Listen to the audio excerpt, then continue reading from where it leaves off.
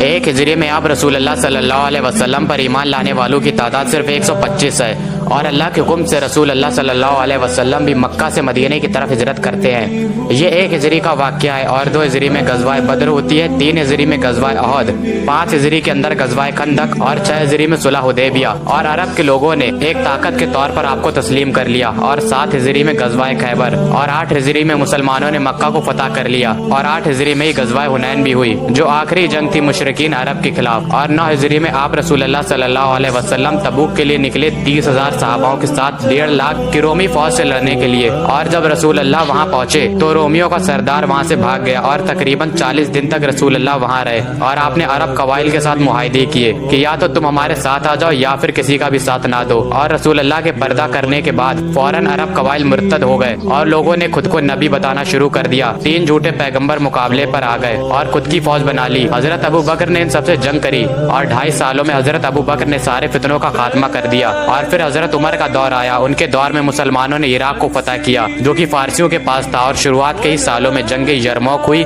Roman umpire کے ٹکڑے ٹکڑے ہو گیا، اور اس کے بعد پرشین امپائر کے خلاف قاصیدیہ ہوئی جو کہ 4 دنوں تک لڑی گئی، اور تقریباً 8,500 مسلمان شہید ہوئے۔ فارسی اس جنگ میں اپنے ہاتھیوں کو لے کر آ گئے، مسلمانوں کے گھوڑے جو ہاتھیوں کو دیکھ کر پیچھے ہٹنے لگے، مسلمانوں نے گھوڑوں کو چھوڑ کر پیدل جا کر ہاتھیوں کو گرایا۔ 8,500 مسلمانوں کی قربانی کے بعد قاصیدیہ میں مسلمانوں کو ایسی فتح نصیب ہوئی کہ پوری فارس سلطنت مسلمانوں کے پاس آ گئی، اور رومن امپائر جو کہ یرموک کے بعد ٹکڑے ٹکڑے ہو گئی تھی، اس نے دیکھا کہ مسلمانوں نے قاصیدیہ فتح کر لی ہے جو کہ اتنی مشکل تھی۔ پرشین امپائر جو اتنی مضبوط تھی اسے مسلمانوں نے ہرا دیا، تو فوراً رومن امپائر نے کہا کہ ہم جزیہ دینے کے لیے تیار ہیں، لیکن ہمارے پاس جو ہمارے ملک ہیں وہ ہمارے پاس ہی رہنے دیں۔ صرف 1 ہجری میں 125 بندے مسلمان ہیں،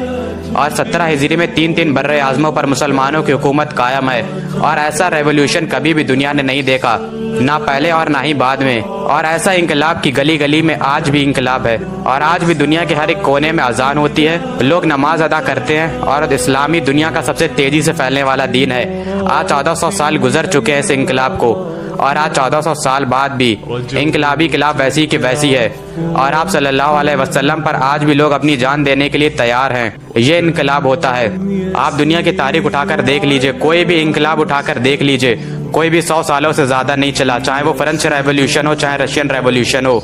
کوئی بھی 100 سالوں سے زیادہ نہیں چلا۔ عرب کے لوگ، ان میں 2 کمزوریاں تھیں، پہلا کہ وہ جاہل تھے، اللہ نے انہیں قرآن عطا کیا علم کی شکل میں، اور دوسرا کہ وہ ایک دوسرے سے لڑتے رہتے تھے۔ اللہ نے رسول اللہ کی شکل میں ایک مبارک لیڈر دے دیا جنہوں نے سارے عرب قبائل کو ایک جھنڈے کے نیچے اکٹھا کیا، اور اب رسول اللہ کے پردہ کرنے کے بعد بھی عرب کے قبائل مرتد ہو گئے، اور اللہ نے دکھایا کہ یہ فتح اللہ کی وجہ سے ہوتی ہے۔ تب عرب قبائل مرتد ہو گئے، کیا تب یہ کسی نے سوچا تھا کہ مسلمان رومن اور پرشین امپائر کو گرائیں گے؟ کیونکہ ان کو تو خود اپنے ملک میں حکومت کرنا ہی مشکل ہو رہا تھا۔ لیکن جب حضرت ابو بکر نے اپنا جلوہ دکھایا اور دھیرے دھیرے فتوحات بڑھتی گئی تو سارے قبائل پھر سے ایک ہو گئے۔ اور اسی کے ساتھ ہماری ویڈیو ختم ہوتی ہے۔ امید کرتا ہوں یہ آپ کو پسند آئی ہوگی۔ جلد ملاقات ہوگی کسی اور نئی ویڈیو میں، تب تک کے لیے اللہ حافظ۔